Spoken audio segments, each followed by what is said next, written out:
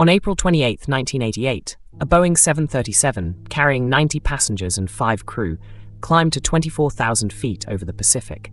23 minutes into the flight, 18 feet of the fuselage roof simply separated from the aircraft. Not a controlled descent. Not a controlled anything. The cockpit door tore away. The first-class ceiling vanished. A flight attendant named Clarabelle Lansing was swept into the sky. Yet somehow, the pilot landed the crippled airplane. 94 people lived through what should have been catastrophic.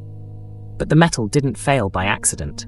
It failed because of where the aircraft had flown, how many times it had pressurized, and what the airline had stopped looking for. The 737 was built in 1969 and had flown 89,680 cycles, more than twice what Boeing designed it to endure. Each cycle was a pressurization, a climb, a pressurization again. In Hawaii's salt air, the aluminum skin corroded silently. The fuselage was joined along lap joints with rivets and epoxy bonding meant to hold cracks in check. But the bonding had failed decades earlier. Corrosion crept into the joints. Fatigue cracks formed at rivet holes, then linked together from rivet to rivet in a phenomenon called multiple site damage. The tear straps that should have stopped the failure couldn't work because the bond was already gone. The fuselage wasn't reinforced by inspection. It was quietly dying under pressure.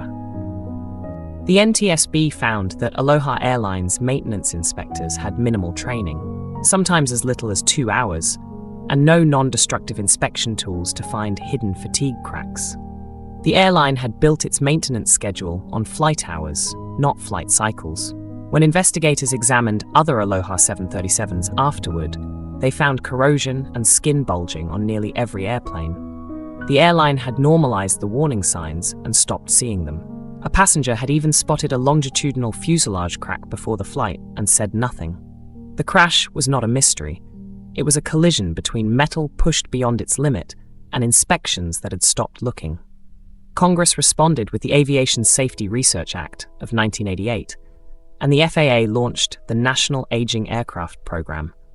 One flight attendant died.